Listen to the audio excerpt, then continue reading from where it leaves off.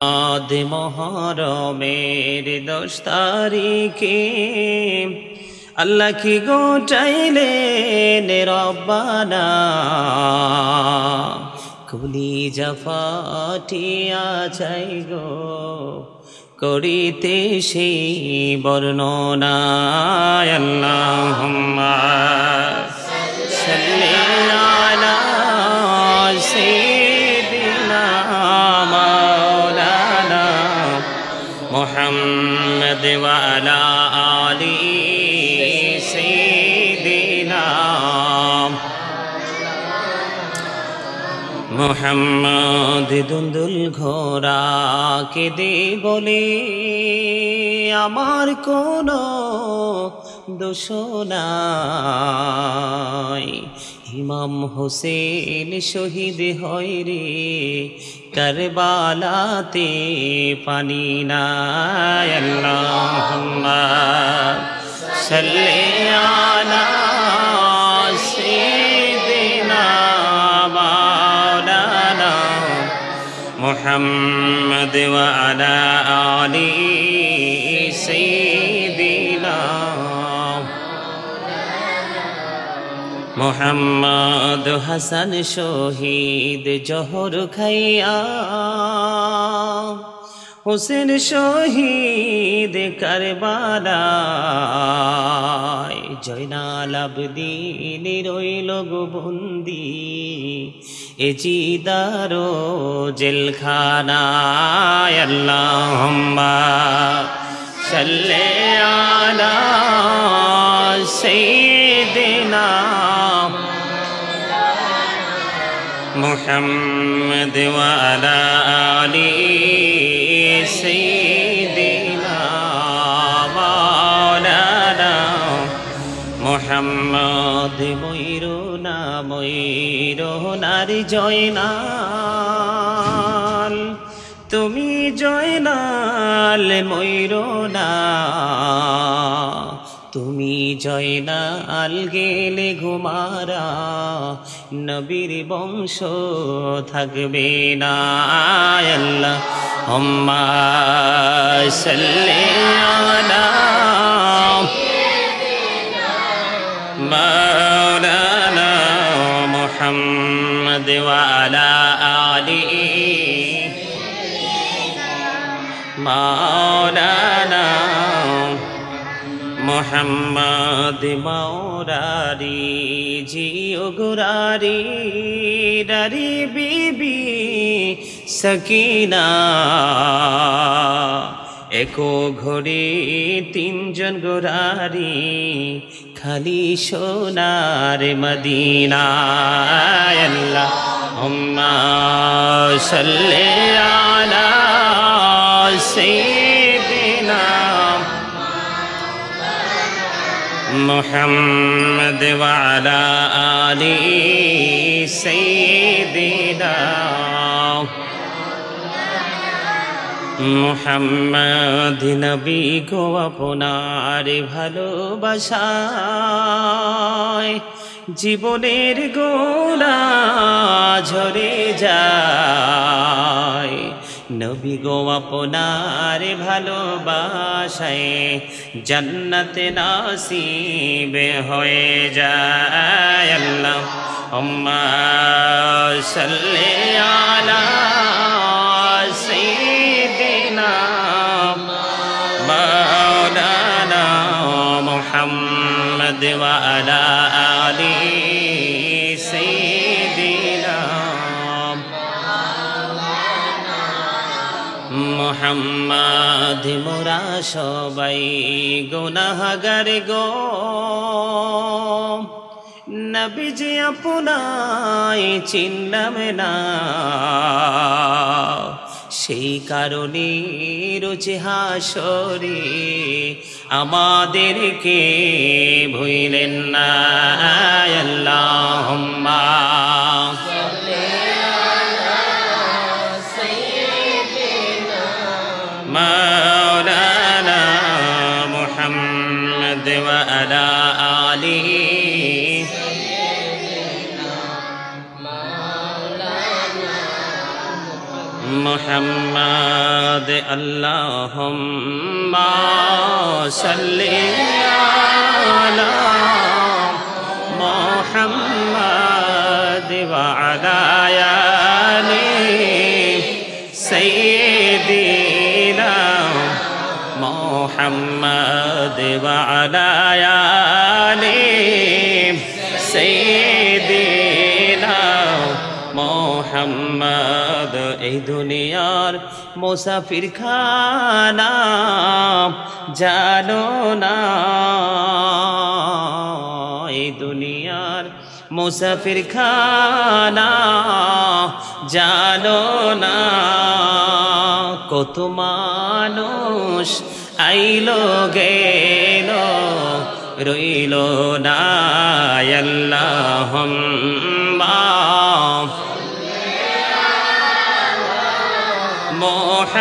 মুহাম্মাদ ওয়া আলা আলি সাইয়্যিদিনা মুহাম্মাদ ওয়া আলা আলি সাইয়্যিদিনা মুহাম্মাদ আল্লাহুম্মা সাল্লি আলা সাইয়্যিদিনা মুহাম্মাদ نبينا شفيعنا مولانا محمد اللهم صل على سيدنا محمد نبينا شفيعنا مولانا محمد درود পড়ো নবীর প্রেমে মজহনা হায়রে নবীর প্রেমে মজহনা নবীর প্রেমে নাম জিলে নবীর প্রেমে নাম জিলে আল্লাহ রাজি হবে না আল্লাহুম্মা সাল্লি আলা সাইয়্যিদিনা মুহাম্মাদ নাবিয়ানা শাফিয়ানা মাদুটাইনে মাটি বামে মাটি মাটি হবে বিছানা এমন মাটি হবে বিছানা কবর দেশে গেলে তুমি কবর দেশে গেলে তুমি পাইবা নবীর ঠিকানা আল্লাহুম্মা সাল্লি আলা সাইয়্যিদিনা মুহাম্মাদ نبينا شفيعنا مولانا محمد اللهم صل على سيدنا محمد نبينا شفيعنا مولانا محمد اللهم صل على سيدنا محمد نبينا شفيعنا সকলে বলেন আলহামদুলিল্লাহ আর একটা মহব্বতে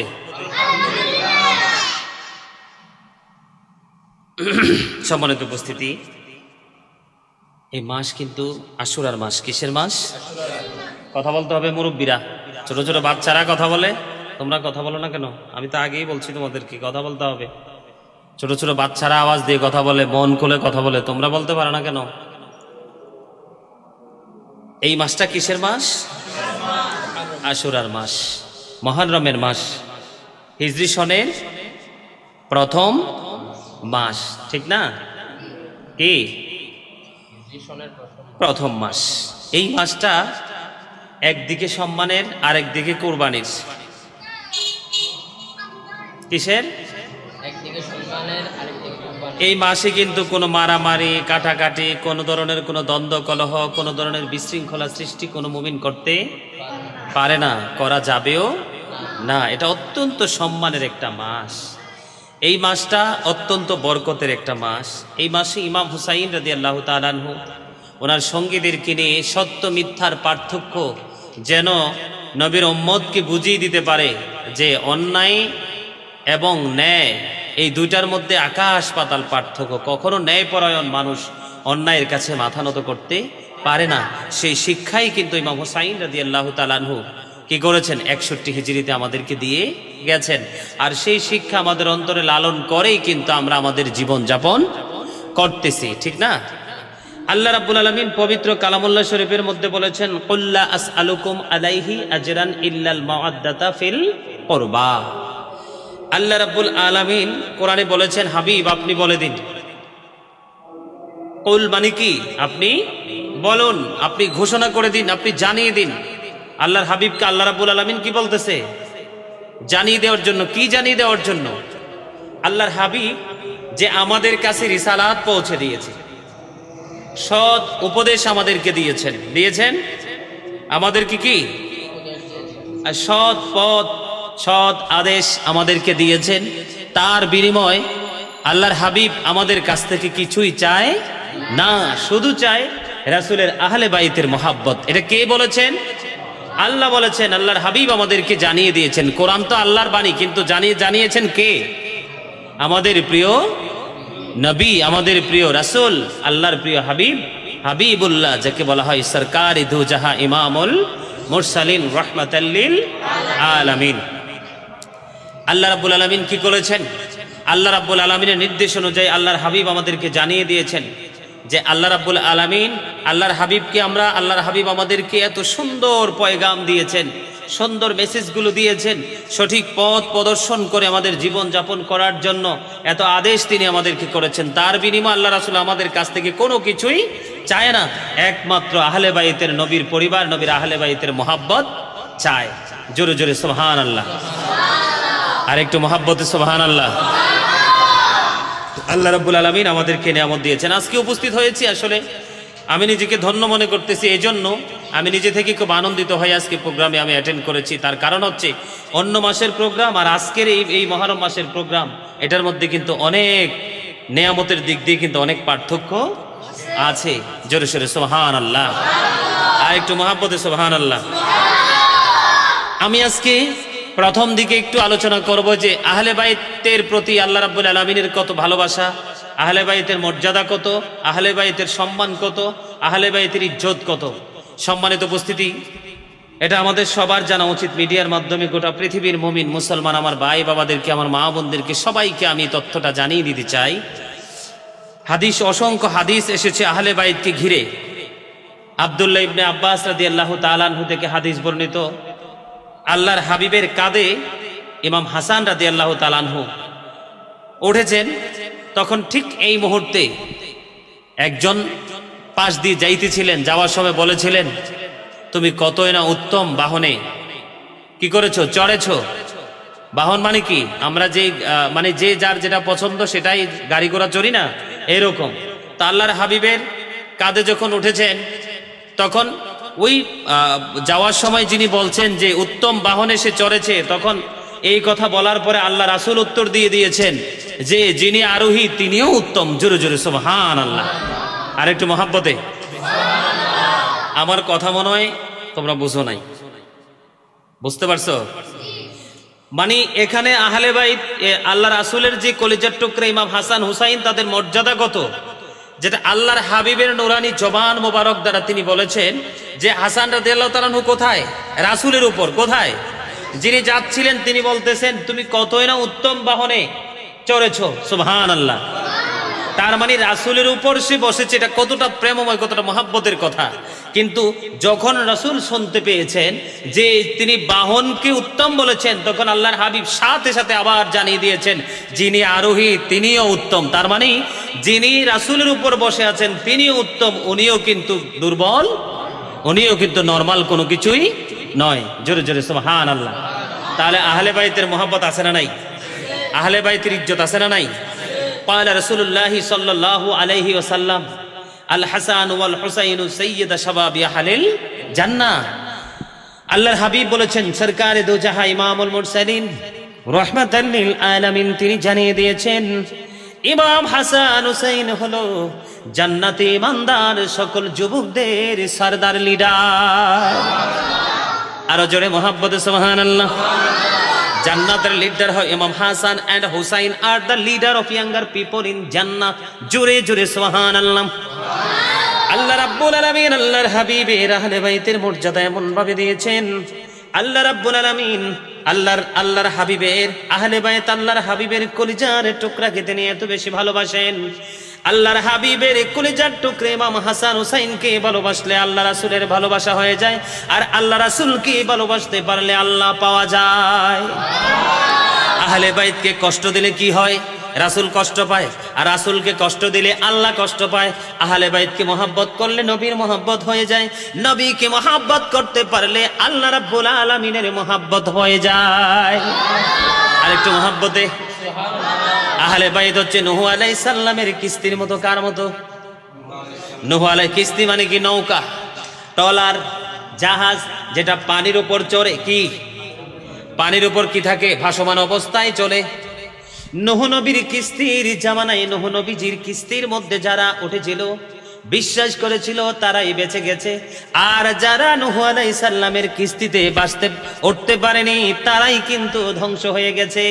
নবীর পরিবার ইমাম হাসান হুসাইন, তারা হচ্ছে নূহ নবীজির কিস্তির মতো। সুবহানাল্লাহ। এই নৌকাতে যারা আরোহণ করবে তারা সাকসেস হয়ে যাবে, যারা আরোহণ করতে পারবে না তারা ধ্বংস হয়ে যাবে। আমরা জানি নূহ নবীজির জামানায় জিকির করলেন এক বুড়িমায়, সারা জাহান তলিয়ে গেল, বুড়িমার বাড়ি তলাইল না। কি নূহ নবীর প্রতি এত গভীর বিশ্বাস, প্রেম, শ্রদ্ধা, ভালোবাসা তার ছিল। তার ইমানি বিশ্বাস দিয়ে তার কথাগুলো বিশ্বাস করেছেন, এই জন্য সে সাকসেস হয়ে গেছেন। সুবহানাল্লাহ। আরেকটু মহব্বতে এই উক্ত রাবি থেকে আরেকটা হাদিস শরীফ এসেছে। কাবা শরীফে রুকনে হাজরে আসওয়াদের মধ্যে থেকে, মাকাম ইব্রাহিমের মধ্যে থেকে যদি কোনো মানুষ নামাজ আদায় করে এবং রোজা পালন করে, তার মানে কি এত গুরুত্বপূর্ণ বরকতের জায়গায় থাকার পরেও যদি হাদিস শরীফের মধ্যে এসেছে, আমার নবীর পবিত্র জবান মুবারক তারা তিনি ঘোষণা দিয়ে দিয়েছেন যে কাবা শরীফে রুকনে হাজরে আসওয়াদ এটা এবং মাকামে ইব্রাহিম, আমি গুনাহগার এই জায়গাগুলো পরিদর্শন করে এসেছি। অত্যন্ত বরকতময় জায়গা, অত্যন্ত নিয়ামতের জায়গা, যেই জায়গাগুলোতে গেলে পৃথিবীর কোনো কিছুর কথা মনে পড়ে না, অনায়াসে দুই চোখ ঝরে ঝরে মুমিনের পানি বের হয়ে যায়। আল্লাহর হাবিব সরকারি দোজাহা রাহমাতাল লিল আলামিন ইমামুল মুরসালিন তিনি জানিয়ে দিয়েছেন, ওই গুরুত্বপূর্ণ জায়গার মধ্যে থেকে যদি কেউ নামাজ পড়ে এবং রোজা পালন করে, কিন্তু আহলে বাইতের প্রতি বিদ্বেষ থাকে, আহলে বাইতের প্রতি কি থাকে? বিদ্বেষ থাকে। তার মানে তাদের প্রতি শত্রুতা থাকে, তাদের প্রতি নোংরা কোনো মন্তব্য থাকে, বিরূপ মন্তব্য করে, তাদের সাথে যখন মানসিকভাবে ইমানি দিক দিয়ে যখন কোনো রকমের কোন্দল নিয়েছে, কবরে যাবে, অথচ গুরুত্বপূর্ণ জায়গায় থেকে করেছেন, নামাজ পড়েছেন, গুরুত্বপূর্ণ জায়গায় রোজা রেখেছেন, তারপরেও আহলে বাইতের বিদ্বেষী হয়ে যদি কবরে যায়, আল্লাহর হাবিব স্পষ্ট করে জানিয়ে দিয়েছেন তাদের জন্য বরাদ্দ জাহান্নাম। নাউজুবিল্লাহ। আর জোরে তুমি এদিক দিয়ে চলে আসো, এদিক দিয়ে বাতাস আসো। কি হয়ে যায়? তাদের জন্য জাহান্নাম, তাদের জন্য জাহান্নাম প্রস্তুত। মনে রাখতে হবে, হযরতে আলী রাদিয়াল্লাহু তাআলা আনহু থেকে হাদিস বর্ণিত, হযরতে আলী রাদিয়াল্লাহু তাআলা আনহু থেকে হাদিস বর্ণিত, আল্লাহর হাবিব সরকারে দু জাহান তিনি বলে দিয়েছেন, মুমিনরা নবীকে মহব্বত করবে। কাকে? কারা কারা? মুমিনরা নবীকে মহব্বত করবে, মুনাফিকরা নবীকে মহব্বত করবে না। বিলিভার্স লাভ দ্য প্রফিট, ঈমানদাররা নবীকে কি করবে? ভালোবাসবে, মহব্বত করবে। আর নবীর ভালোবাসাই ঈমান, নবীর ভালোবাসাই কি? hypocrites don't love the prophet, মুনাফিকরা নবীকে ভালোবাসবে না। বন্ধু, এখানে মূল বিষয় আজকের এই বসা, গত মাসের বসা, আজকের এই বসা, আগামী মাসের বসা, এর মধ্যে আকাশ পাতাল পার্থক্য। কারণ হচ্ছে এই মাস হচ্ছে পুরস্কার পাওয়ার মাস, এই মাস হচ্ছে সত্য মিথ্যার পার্থক্য করার মাস, এই মাস হচ্ছে আহলে বাইতকে ভালোবাসার মাস, ইমাম হুসাইনকে ভালোবেসে পুরস্কার নেওয়ার মাস। জোরে জোরে সুবহানাল্লাহ। বন্ধুরে আমার, আল্লাহর হাবিব সরকারে দো জাহান তিনি জানিয়ে দিয়েছেন, আল্লাহর হাবিব ইমাম হাসান হুসাইনকে এত বেশি ভালোবাসতেন, নবী যখন খুতবা দিতেছিলেন, ইমাম হুসাইন ধীরে ধীরে আসতেছেন রাসূলের দিকে, রাসূল দেখলেন তারা পড়ে যাচ্ছে, রাসূল খুতবা ছেড়ে তাদেরকে কোলে উঠিয়ে নিয়েছেন। জোরে জোরে সুবহানাল্লাহ। আর একটু মহব্বতে সুবহানাল্লাহ। এটা কি প্রেমের প্রকাশ কিনা? এটা কিসের প্রকাশ? প্রেমের প্রকাশ। যাদেরকে ভালোবাসা আমাদের কি ফরজ? কি করা ফরজ? নবীর প্রতি ঈমান, নবীর প্রতি ভালোবাসা যেমনি আমাদের উপর ফরজ, নবীর পরিবার আহলে বাইতকে ভালোবাসাও তেমনি আমাদের উপর ফরজ।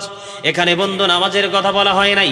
এই যে একটু আগে যে আব্দুল্লাহ ইবনে মাসউদ রাদিয়াল্লাহু তাআলা আনহু থেকে হাদিস, আব্দুল্লাহ ইবনে আব্বাস রাদিয়াল্লাহু তাআলা আনহু থেকে হাদিস বর্ণিত, আমি যে বলেছি এই গুরুত্বপূর্ণ জায়গায় থাকার পরেও, নামাজ পড়ার পরেও, রোজা করার পরেও তারা যদি আহলে বাইতের প্রতি বিদ্বেষ থেকে মারা যায়, তাদের জন্য জাহান্নাম বরাদ্দ করে রেখেছেন।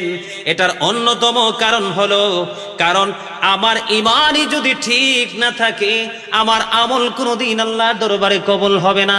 তাহলে আমাদেরকে মনে রাখতে হবে, আমি যদি পাহাড় পরিমাণ নামাজ পড়ি, পাহাড় পরিমাণ রোজা করি, পাহাড় পরিমাণ দান সদকা করি, পৃথিবীর আরো আনুষঙ্গিক আরো কত আমল আমাদের আছে, রীতিমতো যেটা করে থাকি, সব আমলগুলো যদি আমরা করতে পারি রে, যদি আহলে বাইতের প্রতি প্রেম আমাদের না থাকে, হুসাইনের প্রতি, ইমাম হাসান হুসাইনের প্রতি প্রেম আমাদের না থাকে, তাহলে আমরা কখনোই ইবাদত দিয়ে কি করতে পারবো না, সাকসেস হতে পারবো না। আমরা কিন্তু জান্নাতে যাওয়ার জন্য আমল করব না, আমরা আমল করব মালিককে খুশি করার জন্য।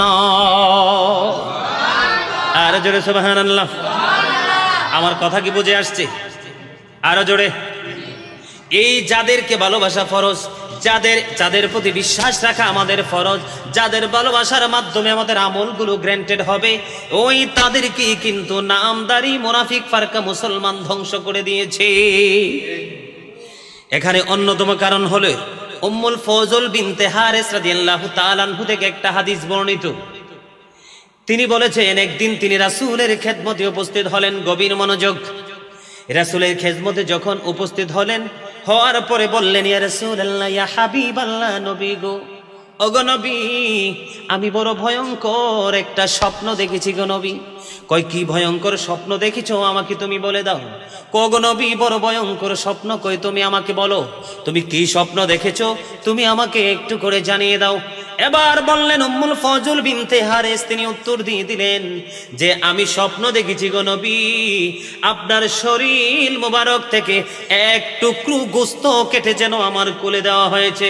জুরে জুরে আল্লাহু আকবার।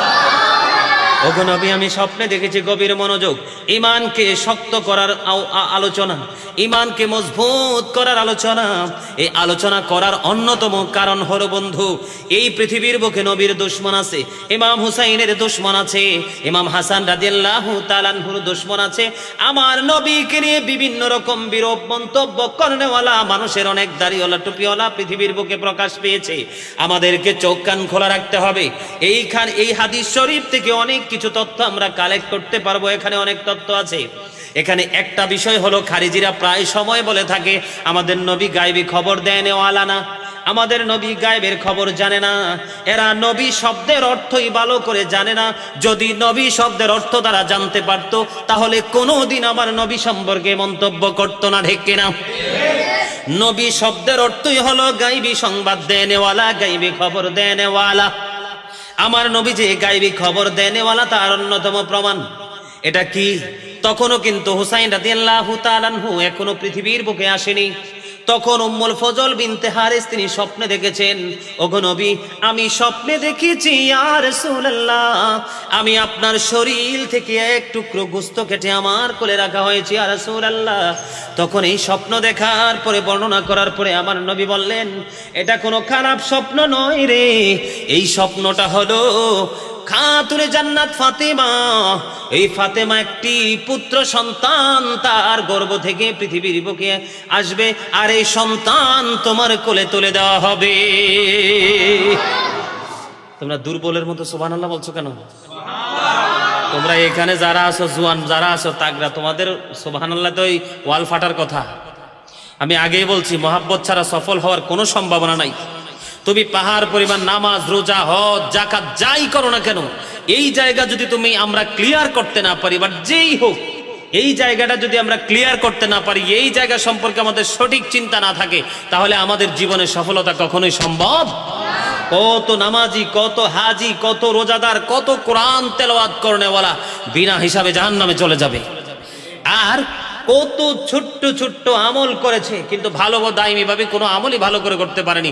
কিন্তু আহলে বাইতের প্রতি, নবীর প্রতি এত বেশি শ্রদ্ধা ভালোবাসা ছিল, এই ভালোবাসার গভীরতার কারণে সে অল্প আমল দিয়ে জান্নাতে চলে যাবে। আমরা জানি আখলিস দীনাকা ইয়াকফিকাল আমালুল কলিল, কলিল মানে অল্প। কি আমরা যদি আমাদের দিনকে খাঁটি করতে পারি, কি করতে পারি, তাহলে অল্প আমল দিয়ে কিন্তু আমরা জান্নাতি হতে পারবো। এগুলো আমাদেরকে মাথায়, কত চমৎকার হাদিস।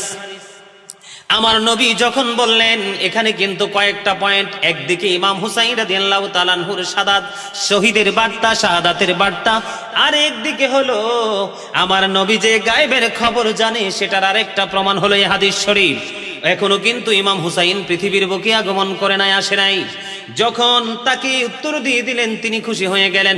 পরে দেখা গেল হাদিস শরীফ প্রমাণ করেছে ইমাম হুসাইন রাদিয়াল্লাহু তাআলা আনহু মা ফাতেমার উদর থেকে পৃথিবীতে আসলেন, ওনার কোলে তুলে দেওয়া হলো। তারপরে তিনি কি করলেন, আমার রাসূলের কাছে ইমাম হুসাইনকে যখন তুলে দিলেন, দেওয়ার সময় হঠাৎ করে ওনার দৃষ্টি অন্যদিকে চলে গেল। অন্যত্রিখান থেকে অন্যদিকে ওনার দৃষ্টি যখন চলে গেল, দৃষ্টি ফেরানোর পরে আমার নবীর দিকে নজর দিয়ে চাইয়া দেখে আমার নবীর দুই চক্ষু মোবারক দিয়ে পানি মোবারক ঝরঝর করে পড়ছে। জুরে জুরে আল্লাহু আকবার, আর একটু মহাব্বতে আল্লাহু আকবার। ইয়া রাসূলুল্লাহ, ইয়া হাবিবাল্লাহ, নবী গো, আপনার চোখের পানি, চক্ষু মোবারক থেকে পানি বের হচ্ছে। ইয়া রাসূলুল্লাহ, কেন গো, তার কারণ কি? এবার আমার নবী উত্তর দিয়ে দিয়েছেন রে উম্মুল ফজল বিনতে হারেস, ওনাকে উত্তর দিয়ে দিলেন, তোমরা জানো না, তুমি জানো না, আমার কাছে জিব্রাইল খবর পাঠিয়ে দিয়েছে আমার কলিজার টুকরা হুসাইনকে আমার উম্মত ধ্বংস করে দিবে। জোরে জোরে নাউজুবিল্লাহ, আর একটু মহাব্বতে নাউজুবিল্লাহ। এই মুহররম মাস হলো ইমাম হুসাইনের, শহীদের ইমাম হুসাইন রাদিয়াল্লাহু তাআলা আনহুর শাহাদাতের মাস। এটা হলো ওনার ত্যাগ তিতিক্ষার মাস। এই মুহররম মাসে যেই ব্যক্তি ইমাম হাসান হুসাইনকে ভালোবাসে, হুসাইন রাদিয়াল্লাহু তাআলা শহীদদেরকে ভালোবাসে, এই মাসের মধ্যে বেশি আমল করতে পারবে, আল্লাহ রাব্বুল আলামিন তাদের জন্য জান্নাত বরাদ্দ করে রেখেছেন। আর জোরে সুবহানাল্লাহ, সুবহানাল্লাহ ওয়ালহামদুলিল্লাহ, আল্লাহ সুবহানাল্লাহ ওয়ালহামদুলিল্লাহ, লা ইলাহা ইল্লাল্লাহ,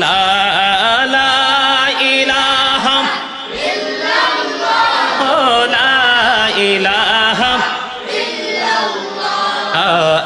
আরশ কুরসি লৌহা কলম সৃষ্টি জাহান ওসিলা, আরশ কুরসি লৌহা কলম সৃষ্টি জাহান ওসিলা, নিজে আল্লাহ খুশি হইয়া। আছে না নাই? সম্মান আছে না নাই? কোরআন হাদিস থেকে প্রমাণিত কিনা? আমরা তাদেরকে ভালোবাসবো, এটা আমাদের জন্য ফরজ। আর আল্লাহর কোরআন থেকে আমরা প্রমাণ পাইলাম, রাসূল যে আমাদের কাছে রিসালাতের খবর দিয়েছেন, সত্যের সন্ধান দিয়েছেন, উপদেশ দিয়েছেন, এর বিনিময়ে রাসূল আমাদের কাছ থেকে কোনো কিছুই চায় না, শুধু চায় নবীর আহলে বাইতের মহব্বত, ভালোবাসা। আমরা আহলে বাইতকে মহব্বত করতে রাজি আছি না নাই? এখন কিন্তু নবীকে নিয়ে আমাদের দেশে ইয়াজিদের পক্ষের লোক আছে না নাই? ইয়াজিদকে বলে রাদিয়াল্লাহু তাআলা আনহু, নাউজুবিল্লাহ। ইমাম হুসাইনের শহীদের পিছনে নাকি ইয়াজিদের কোনো হাত নাই, এরকম বক্তব্য দেওয়ার মতো আমাদের দেশে নামদারি মৌলবী আছে না নাই? আমাদেরকে কিন্তু এদের থেকে সচেতন থাকতে হবে, মনে রাখতে হবে। পাহাড় পরিমাণ যদি বলছি, আগেই বলেছি, কোরআন তেলাওয়াত করতে করতে যদি একদম আসমান সম পরিমাণ যদি কোরআন তেলাওয়াতের বোঝা হয়ে যায় আমাদের, তারপরেও কিন্তু আমরা জান্নাতের গন্ধ পাবো না। তার কারণ হচ্ছে মূল আগে আমাদেরকে ঠিক করতে হবে। জান্নাতে যেতে হলে প্রথমত আমাদের কি করতে হবে? মূল হলো কি? ঈমান। ইন্নাল্লাযীনা আমানু ওয়া আমিলুস সালিহাত, যারা ঈমান, নিশ্চয়ই যারা ঈমান এনেছে এবং সৎ কাজ করেছে, কানাত লাহুম জান্নাতুল ফিরদাউসি নুজুলা খালিদিনা ফিহা লা ইয়াবগুনা আনহা হিওয়ালা। জোরে জোরে সুবহানাল্লাহ। আল্লাহ রাব্বুল আলামিন বলেছেন, যারা প্রথম ইন্নাল্লাযীনা আমানু, যারা ঈমান এনেছে, কি করেছে? ঈমানদার হয়েছে, তার মানে বিশ্বাস করতে পেরেছে, বিশ্বাসটাকে শক্ত করতে পেরেছে। ওয়া আমিলুস সালিহাত, মানে সৎ কাজ করেছেন, ভালো কাজ করেছেন। কানাত লাহুম জান্নাতুল ফিরদাউসি নুজুলা খালিদিনা ফিহা লা ইয়াবগুনা আনহা হিওয়ালা। জোরে জোরে আল্লাহু আকবার। তাহলে জান্নাতে যেতে হলে কি করতে হবে? প্রথমে আমার দিকে তাকান, জান্নাতে যেতে হলে কি করতে হবে? প্রথমত ঈমান ঠিক করতে হবে। কি করতে হবে? প্রথমত ঈমান ঠিক করতে হবে। ঈমানটা যদি ঠিক করতে পারে একজন মুসলমান, তারপরে আমল করতে হবে। এই যে আমরা সবাই জানি সাধারণভাবে এই মাস কিন্তু ঈমানি চেতনার মাস, এই মাস কিন্তু শুহাদায়ে কারবালাকে ভালোবাসার মাস, ইমাম হুসাইনকে সম্মান করার মাস, শহীদদেরকে সম্মান করার মাস। এই মাসের সম্মান মর্যাদার কোনো কমতি নেই। আমরা সবাই জানি মুসলমানের কয়টা দল? 73টা দল। কয়টা? Thank you, you are great. কি 73টা দল, এর মধ্যে 72টা কি? আর জান্নাতি কয়টা? এটার নাম কি? আহলে সুন্নাহ ওয়াল জামাত ইজ দা বেস্ট পার্টি। সর্বশ্রেষ্ঠ দল হলো আহলে সুন্নাত ওয়াল জামাত, এটার বিকল্প কোনো দল নাই। ঠিক কিনা? এই জায়গায় আসার কারবালার সাথে কিন্তু এই সুন্নি জামাতের যথেষ্ট একটা প্রেম রয়েছে। আহলে সুন্নাত ওয়াল জামাত ছাড়া অন্য দলের তারা কিন্তু এইটাকে বিভ্রান্ত করতে চায়, বিকৃত করতে চায়। ঠিক কিনা? এখানে বিষয় হলো 73টা দল কিন্তু কোনো হিন্দুর হবে না, কোনো খ্রিস্টানের হবে না, কোনো বৌদ্ধর হবে না, কোনো ইহুদির হবে না, কোনো নাসারার, কোনো বেঈমানের হবে না। এই 73টা দল শুধু হবে মুসলমানের। কারণ কোরআনে আল্লাহ বলেছেন, আল্লাহ রাব্বুল আলামিন বলেছেন, আল্লাহ রাব্বুল আলামিন একবার স্পষ্ট করে দিয়েছেন যে মুমিনরা থাকবে কোথায়? জান্নাতে। কোথায়? উইদ্দাত লিল কাফিরিন, কাফেরদের জন্য জাহান্নাম বরাদ্দ। উইদ্দাত লিল মুত্তাকিন, মুত্তাকিনদের জন্য জান্নাত বরাদ্দ। তাহলে এখানে বুঝতে হবে 73টা দলের মধ্যে 72টা দলের লিডার হবে কিন্তু আমাদের মতো দাড়িওয়ালা টুপিওয়ালা। আমরা আলেম, আমাদেরকে তার রহস্য বুঝতেই কষ্ট হয়, আর সাধারণ মানুষের বোঝা আরো বেশি কঠিন। আমাদেরকে গোটা পৃথিবীর মুমিন মুসলমানকে আমি আজকে তথ্যটা দিতে চাই। চলার ক্ষেত্রে, আলোচনা শোনার ক্ষেত্রে যদি দেখেন নবীর প্রতি মহাব্বত আছে, আহলে বাইতের প্রতি মহাব্বত আছে, সাহাবায়ে কেরামের প্রতি মহাব্বত আছে, মাযহাবের প্রতি প্রেম আছে, মাযহাবকে তারা বিশ্বাস করে, 4 মাযহাবের 4 ইমাম, 4 তরিকার 4 ইমাম, এবং বাংলাদেশে ইসলাম এনেছে আল্লাহর ওলিরা, আল্লাহর ওলিদের প্রতি পর্যন্ত যদি বিশ্বাস থাকে, তাহলেই প্রেম থাকে, মহাব্বত থাকে, শ্রদ্ধা করে কথা বলে, তাহলে মনে করতে হবে ওই আলেমরাই। কিন্তু নামাজ আছে, টুপি আছে, রোজা আছে, হজ আছে, যাকাত আছে, সব আছে, কিন্তু নবী এবং নবীর পরিবারের মহাব্বত নাই। এই মহাব্বত না থাকলে আমল দিয়ে কোনো ফায়দা হবে না। এখানে বলতে চেয়েছিলাম 73টা দলের মধ্যে 72 দল কোথায়? জাহান্নামী। আর একটা দল কোথায়? জান্নাতি। কারণ 72টা দলের সমস্যাই ছিল ইমানের ঘরে। কোন ঘরে? ইমানের ঘরে, বিশ্বাসের ঘরে। কারণ নবী তো বলেছেন অল্প আমল দিয়ে জান্নাতে যাওয়া যাবে। তার মানে তারা বেশি আমল করার পরেও জান্নাতে যাইতে পারতেছে না। কারণ জীবনভর পৃথিবীর টাকার লোভে ইমানকে বিকৃত করে চলে কবরে গেছে। জোরে জোরে নাউজুবিল্লাহ। মনে রাখতে হবে কোরআন কিন্তু একজনের জন্য নেয়ামত, আর একজনের জন্য কিয়ামত। ইউদিল্লু বিহি কাসীরা ওয়া ইয়াহদি বিহি কাসীরা। আল্লাহ কোরআন দিয়ে কাউকে হেদায়েত দান করেছেন, কাউকে পথভ্রষ্ট করে জাহান্নামী করেছেন। বুঝতে হবে কোন কোরআন তেলাওয়াত করছে ওই ব্যক্তি, মনে রাখতে হবে। ঠিক কিনা বলেন? আমার কথা ঠিক না বে ঠিক? বিশ্বাস আছে না নাই? তাহলে কি করতে হবে? আহলে বাইতের প্রতি মহব্বত রাখতে হবে। ইন্নাল্লাযীনা আমানু ওয়া আমিলুস সলিহাত কানাত লাহুম জান্নাতুল ফিরদাউসি নুজুলা খালিদিনা ফিহা।